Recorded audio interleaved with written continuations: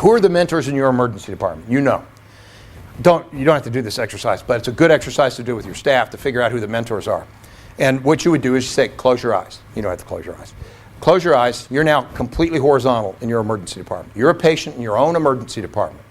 When you open your eyes, you're going to see the doc, the nurse, the tech, the unit secretary that you want to be on duty when you're sick in your own emergency department. Open your eyes. Those are your mentors. Put those mentors to work with the B team members. Tell them what you're doing. You know, they don't have to do, the A team members don't have to do a lot of work. Why? Because they're already A team members. What they're doing is working and working well. Let them, you know, share a shift together and see what things are like. We occasionally will just pay a doc to go shadow another doc around, not to see any patients, but just to see how someone else is handling the problem and what the issues are around that. And it can be very, very effective. And finally, if it doesn't work, there's certain people you don't want to get even with, you want to get away from. And that means, you know, let them be successful somewhere else. You know, let them find their deep joy and deep need in some other place, if you will. Focused patient satisfaction coaching. Press-Ganey will tell you by physician, individual physician scores. And so we take those scores and we look at those and say, okay, what are the component scores, the 4 questions that we talked about. There is a 5th overall score, but that's just a numeric mean of the scores that you had before. So the 5th one really is just a way of looking at the other 4. The scores can be plotted out, but as Dale was saying, we don't want to cure world hunger. We want to cure the component issues of that question. If it's teamwork, then it's teamwork. So let's show you this. Very simple. Here's the questions. Doctor's courtesy. Doctor took the time to listen. Doctor was informative. God, I'm not good at this, am I? Doctor's overall concern for comfort. And as we said, that score comes in there. I'm not saying that's the right or wrong questions or the wrong questions. Those are the Press-Ganey questions. They don't vary month to month. They're the same questions every time. Erwin Press and Rod Ganey are good friends, and I've said, why don't you mix it up? Nah, they'll never get it.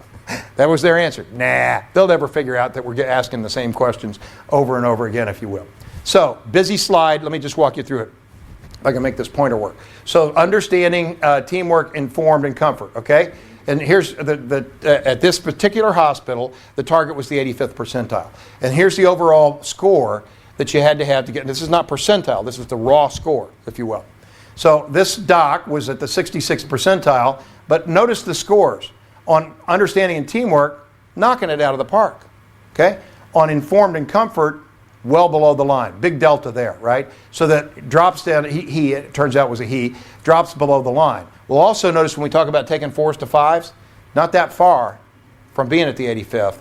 And so don't let that get you demoralized. So let's look at a second doc.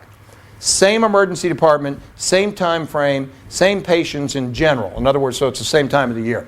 This doc is at the 77th percentile and is doing great and informed and comfort, but not on these two, as you can see. Comes out slightly higher, and all I'm going to do is toggle back and forth here, okay? What do you think I ought to do to fix this? What do you think, I'm sorry, excuse me. What do you think I ought to do to fix this problem? Well, first of all, I probably ought to let them know about it. And most of them don't. Most of them don't get those scores, number one. Why don't I just put them together and have them work a shift together, right? Because if we can take those reds and make them green and make I'm sorry, I did it again, and vice versa, I mean, we got it all together. We got a great doc here, a great doc, because this happens to be the guy, this is the lady here, which somehow seems intuitive to me that the lady would be more concerned about language, comfort, informed, and comfort. It's just the way it worked out there. But you put those together, you got a 99th percentile doc.